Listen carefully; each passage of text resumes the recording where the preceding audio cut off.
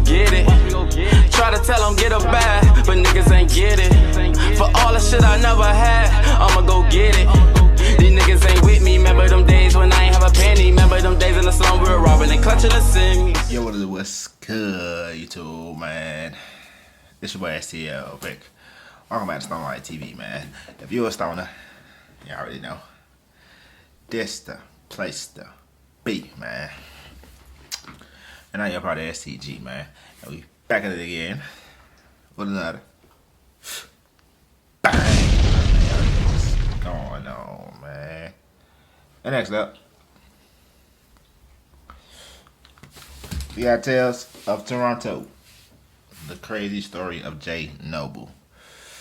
Now look, bro, I actually got a couple of these that I ain't dropped yet, bro. Y'all let me know if y'all like these, bro. If y'all like the reactions, you feel me? I'll drop the rest of them, you feel me? Because I got like 2 more that I ain't even dropped yet. So, I ain't gonna hold y'all boys. Y'all new to the channel. Y'all make sure y'all leave a like on my video. Make sure y'all comment down below my video. Y'all may add 2 next. Y'all make sure y'all please hit that subscribe button, bro. 20K be on the way. Everybody out to this video.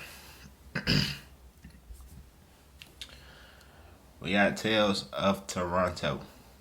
The crazy story of Jay Noble. Like I said, I got the last couple of them, like, you feel me, in the bag. I think I got like the last 2 in the bag. But yeah, man, never heard of Jay Noble before, so. Hamilton police officer is among the 35 people arrested this week in what's being called Project Pharaoh. It's your boy Jay Noble, yeah.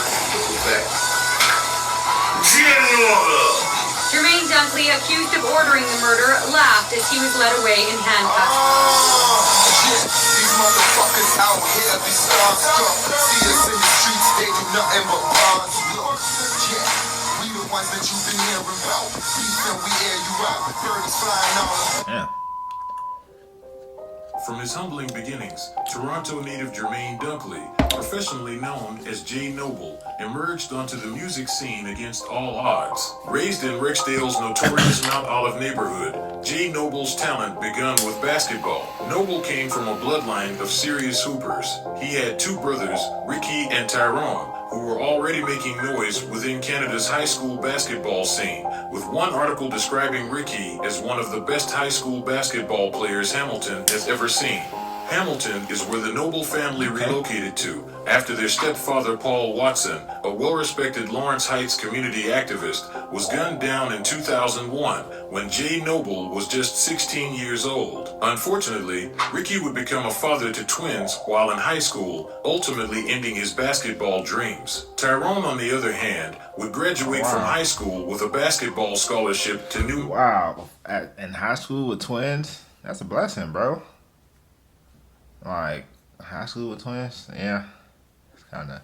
But, I don't know. That's weird. It's kind of... Mexico State University. He played in 3 March Madness tournaments, but his hoop dreams were also cut short due to a fight at a party, resulting in charges and several game suspensions. Jay Noble clearly had big shoes to fill, but surprisingly he managed to exceed expectations. His skills earned him a spot on the first ever All-Canadian All-Star team, as well as a full 4-year scholarship to the University of Nebraska. But just before he was to start his pro hooping career, he got turned back at the US border due to, quote-unquote, insufficient documentation. I felt like crying, Noble told the local paper.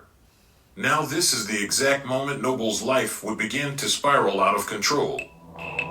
By the end of 2004, now 19, Noble's pro basketball dreams would be completely snuffed out after he had been charged with multiple firearms offenses. He did some time, but shortly after his release, he was arrested again, but this time on drug charges. He was sent to the Hamilton Wentworth Detention Center where him and his girlfriend, who was pregnant with his child at the time, got caught on the jail phones planning to smuggle $7,000 worth of pot into the jail. Noble was subsequently charged with drug trafficking, bribery, and weapons offenses and sentenced to 5 years in a federal penitentiary. Damn. Noble's troubles didn't... Hey, I ain't gonna lie, but hey, listen, her even being down, she a real one. They should have arrested her ass too, but listen, hey, she a real one for being down though. No cap, she about to sit in the whole, hey, she like, what's up? She like, what's up? And sentenced to 5 years in a federal penitentiary. Noble's troubles didn't end there. In fact, things were just getting started. Sometime in 2010, shortly after his release from prison, Dunkley returned to his old stomping grounds, Mount Olive, where he began to make a name for himself in Toronto's underground hip-hop world as a rapper named Jay Noble. He created a crew called the Monstars, a name inspired by the animated villains in the 1996 movie Space Jam. To say his music took off instantly would be an understatement. Within 2 years of entering the scene, he earned his own Vivo channel, and for those that have been on YouTube long enough, you know that's a major accomplishment. The raw emotion derived from the loss of his father to his failed basketball career fueled his lyrical prowess, catapulting him to new heights. Noble established himself as a force to be reckoned with pretty quickly, but as his rap career elevated, so did the weight of his name within the streets of Toronto. Of course. Handguns, automatic rifles, and more than $100,000 in cash. Items seized during yesterday's cross-country crackdown. We're confident we've made a dent in some of the organized crime that's been plaguing some of these communities. Police arrested more than 60 people in the raids. Damn. Hey, Damn. 60 people? That's crazy, bro. I ain't no way this man was in. I ain't no way, bro. Bro, how you can't do both, bro. Niggas always try to do both, bro. You can't be making somewhere he ain't making no money. It had to be the rapping shit, bro. He probably wasn't making no money off rapping, or like as much as he wanted to make off rapping, bro. So he had to do the street shit. That's the only how niggas got to do like two things at one time, bro. He ain't making no money off the one thing. In 2010, Toronto police would conduct a highly publicized raid on a gang called the Young Buck Killers, where they found cash, drugs, guns, and more. But prior to executing it, officers wiretapped several Young Buck Killer members. On these wiretaps, Jay Noble and his crew Monstars would be brought up numerous times, and investigators quickly established they weren't just a rap group, but a highly sophisticated criminal organization that had networks with other crime groups across Ontario. From this point on, Toronto police would begin to conceptualize a plan to take down Noble and the Monstars, but due to a number of obstacles getting in the way, it would take nearly 5 years for that to happen. 5 years. These boys built up a case against you. Think about that shit, y'all boys. Them boys built up a whole case against you. 5 years, nigga. Them boys comment though. Early this morning around 4 a.m., 25-year-old Hamilton man Ricky Dunkley had died. He was taken in a spray of bullets that flew in the middle of a community party at the Beauvais Banquet and Convention Center. As word of Dunkley's passing spread, many took to social media to reflect, like a member of the basketball community from Father Henry Carr School, saying, "My condolences to Ricky Dunkley's family. I have a heavy heart. Ricky was a nice boy and a great baller." July 28th, 2013, shortly after 10 p.m., a publicly advertised pre-Carabana celebration at a banquet hall in Brampton had just begun. The party was out there wild, and 3 days before my birthday. So y'all still had this? My birthday July 31st, y'all boys. Like, hey.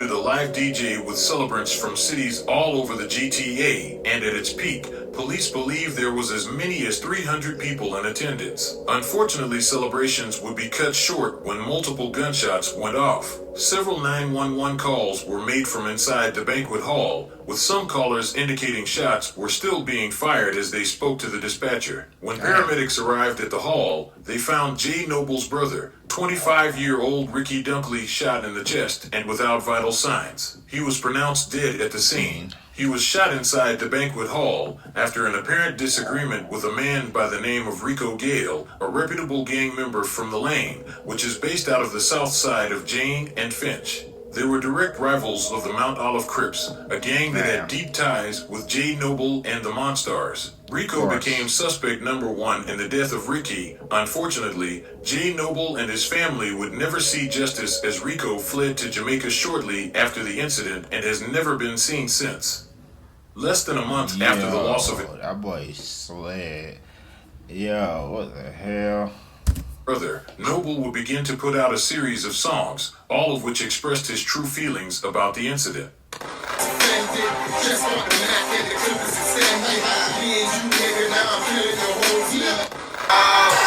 the fast life, still going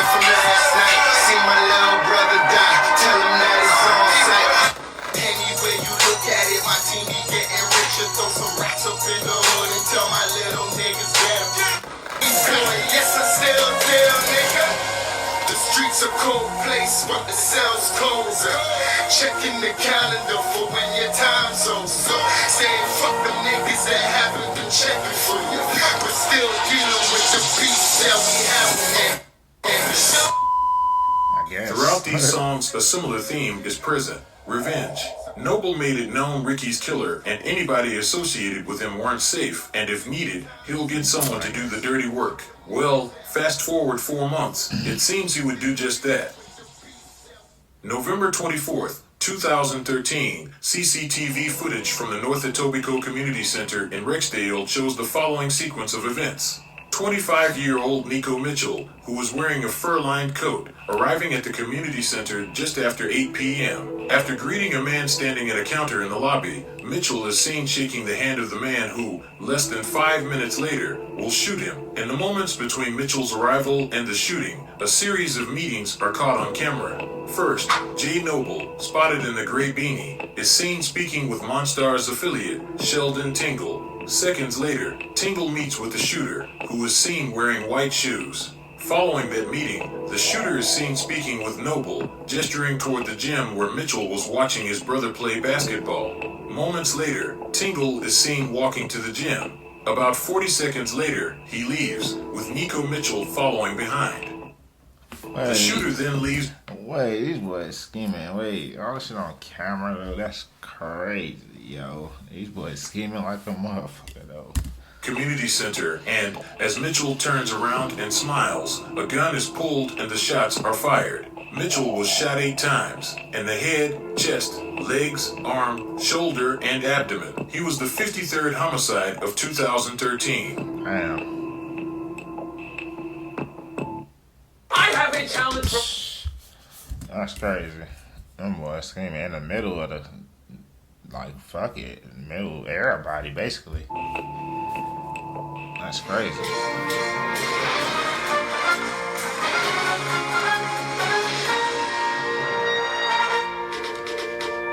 The police are continuing to search for a suspect in a murder from last year. They updated the investigation into the murder of 25-year-old Nico Mitchell. He was gunned down outside the North Kipling Community Center in Rexdale last November.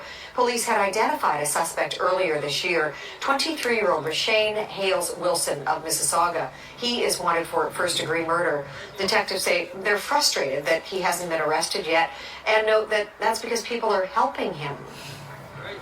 Unfortunately, I'm disappointed, as are Nico's family, to say that Mr. Hales Wilson remains at large as a fugitive from justice and has not been arrested yet for this murder. There is absolutely no doubt in my mind that wherever he is, he continues to pose a serious risk to the public and to the police. He is violent, most likely involved in criminal activity, and should be considered armed and dangerous.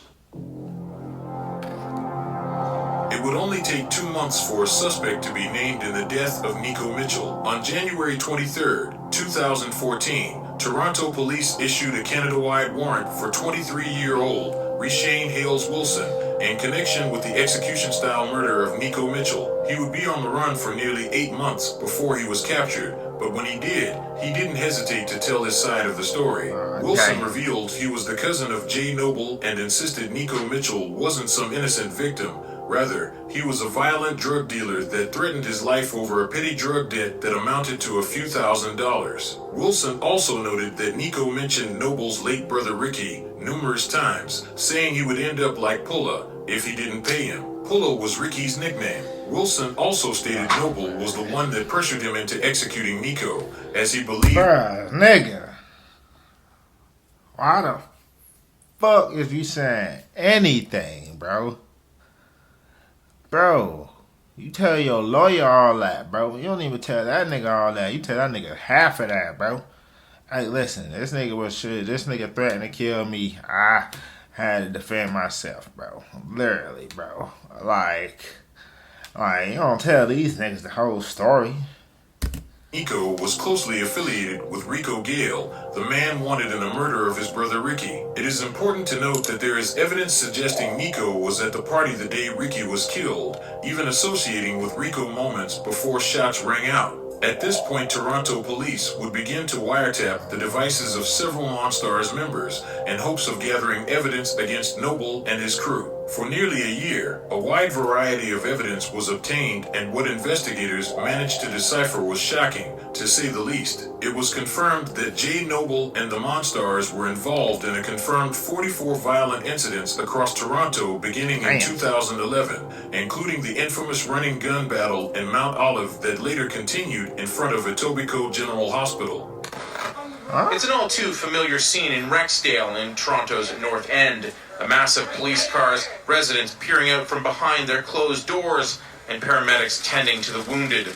Police say 4 gunmen drove up to the housing complex and opened fire, wounding 3. It's definitely brazen, and it is alarming. But it's what happened next that left even police stunned. The alleged shooters followed their targets to the hospital and once again opened fire, wounding a 4th before escaping. We heard 3 shots, bang, bang, bang. Yo!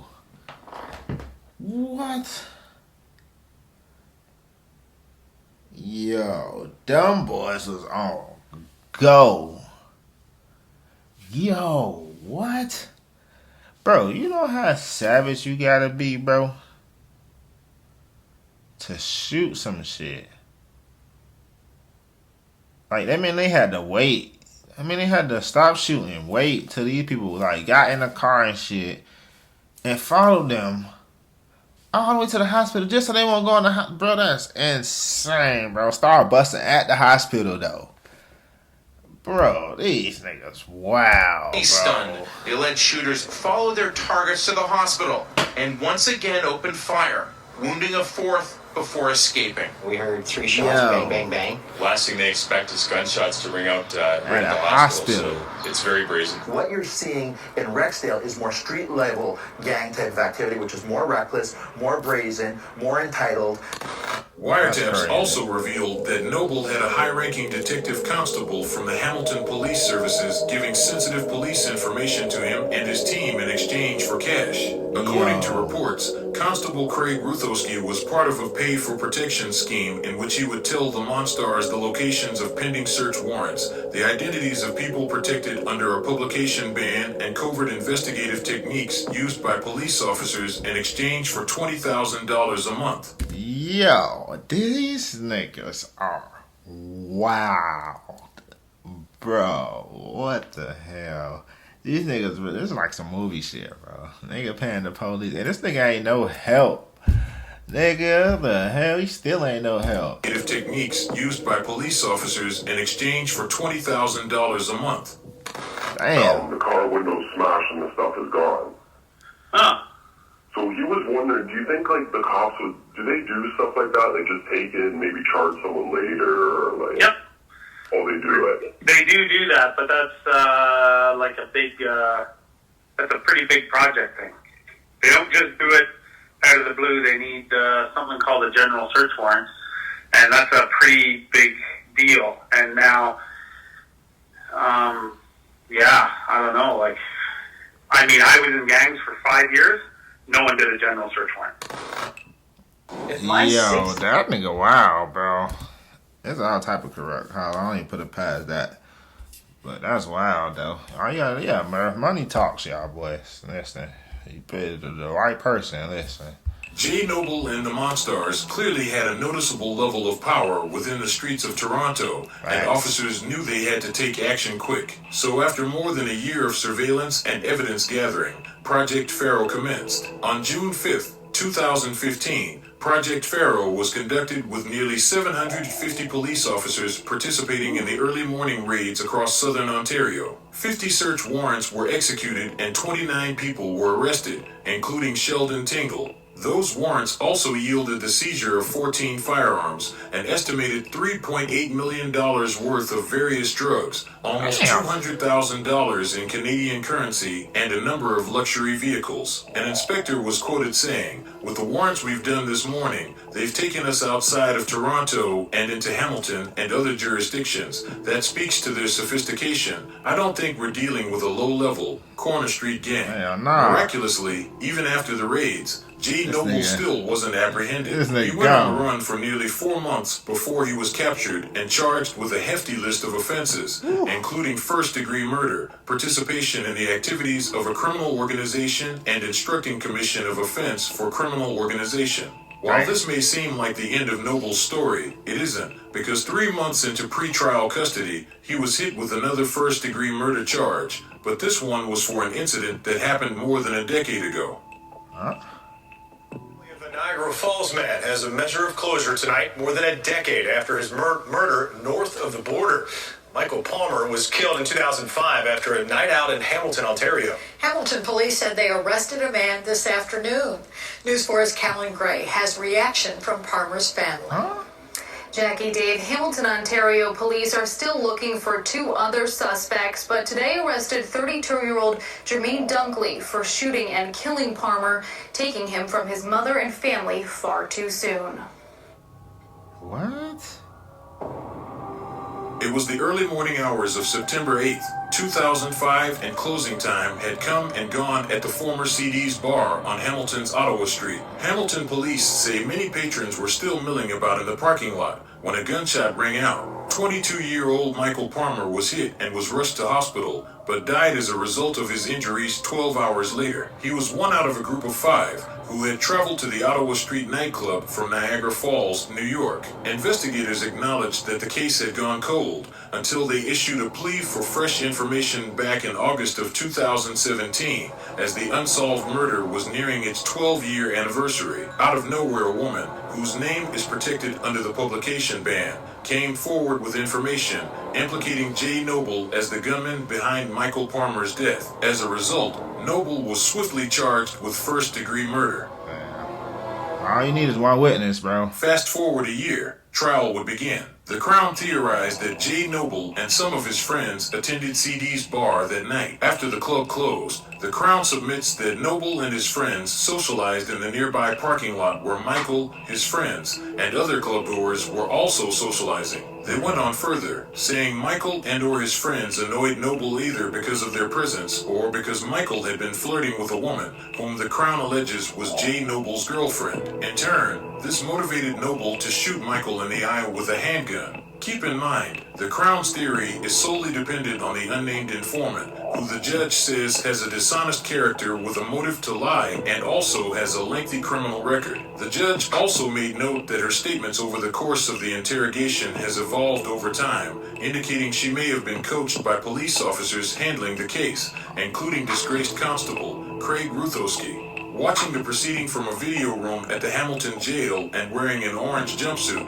mask hanging below his chin, Jay Noble broke into a wide smile and laughed after the judge reached his conclusion. He was acquitted of all charges, but his legal troubles still weren't over. The Nico Mitchell trial would commence shortly after, with the Crown this time providing an absurd amount of evidence ranging from CCTV to wiretaps, all of which implicated Jay Noble in Nico's death. The wiretaps were the most damning piece of evidence, however, since it provided several missing links to the case and revealed how Jay Noble truly felt about Nico. In one intercepted call between Noble's mother and her friends, she can be heard expressing that her anger is so intense that she would kill Sislak, who she strongly believed was responsible for Ricky's death. "It's due time for my kid," she said. In another intercepted call, this time between her and Jay Noble, Noble can be heard loudly disagreeing with the belief Sislak had any involvement in the death of Ricky. Instead, he vehemently insisted it was Rico Gale and Nico Mitchell. Wiretaps also revealed Jay Noble's baby mother had commented on a social media commemorative Instagram picture of Nico Mitchell by posting 2 kissing emojis and 2 fist bumps. Soon after, It's always over a female, bro. I just knew this shit was gonna lead back to some pussy, bro. I knew it, bro. This nigga got mad because his girl commented on this man's page. Bruh. Mitchell by posting 2 kissing emojis and 2 fist bumps. Soon after, investigators intercepted telephone calls between her and Jay Noble, where he threatened her with violence because of what he considered were supportive comments for the deceased Mitchell on the memorial page. In their conversation, Noble indicated that Mitchell was the one who pointed out his brother to the shooter. Noble went on further stating that he considered her to be a traitor to him and his family, and that when he saw her again, he would quote-unquote slap her up. To fully rest their case, the Crown presented 10 of Jay Noble's own songs, all of which were made after the death of his brother Ricky. They even provided unreleased songs that were stored in his phone, which was seized after his arrest. The Crown submitted that the lyrics present Jay Noble as a man willing to go above and beyond to avenge his late brother. They went even further, pointing to certain songs where they believe he is making direct claims, insisting he would hire someone to assassinate whoever pulled the trigger on his brother. And according to the Crown, that's exactly what he did. He got his cousin, Reshane Hales Wilson, to do the dirty work. On intercepted wiretaps, Noble is even heard creating a plan for him to evade authorities after he did it. Fortunately for investigators, they managed to capture him before he executed on those plans. Crazy.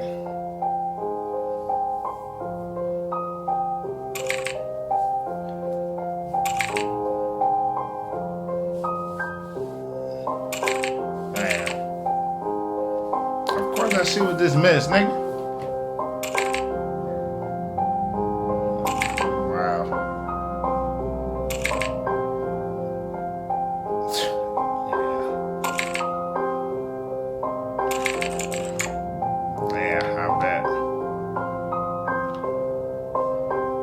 Crazy.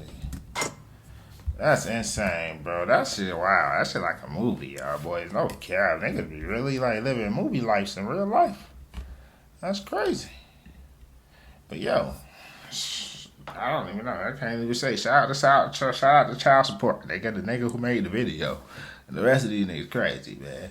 But yo, I got some more in the back. Y'all let me know if y'all want to drop them. But yeah, that's it for this video. Y'all make sure y'all leave a like on the video. Make sure y'all comment down below on the video that I'm gonna react to next. Y'all make sure y'all please hit the subscribe button, bro. And we out, man. Stone Line TV.